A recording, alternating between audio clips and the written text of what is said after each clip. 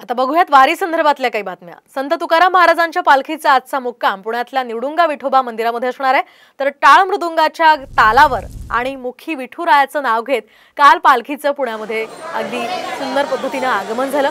निवडुंगा विठोबा मंदिराला पुण्याचं पंढरपूर खरं तर असं म्हटलं जातं आणि या ठिकाणी पहाटेपासूनच संत तुकाराम महाराजांच्या पादुकांचं दर्शन घेण्यासाठी भाविकांनी गर्दी केली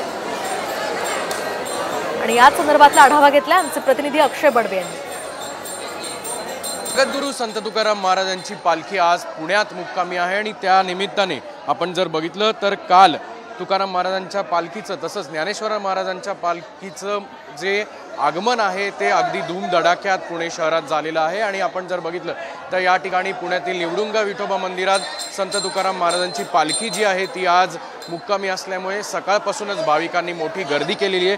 विधिवत पूजा सकाळी झाल्यानंतर समाजाची आरती झाली, त्यानंतर कीर्तन भजन असेल असे अनेक कार्यक्रम जे आहेत ते या मंदिरात करण्यात आलेले आहेत। आपण जर बघितलं तर संपूर्ण मंदिरात आकर्षक लाईट असेल किंवा फुलांची आरास जी आहे ती या ठिकाणी करण्यात आलेली आहे आणि सकाळपासूनच या मंदिरात जी गर्दी आपल्याला पाहायला मिळते ती फक्त आणि फक्त तुकाराम महाराजांच्या पादुकांच्या दर्शनासाठी। कॅमेरामन किरण काजेचा अक्षय बडवे, साम टीव्ही न्यूज, पुणे।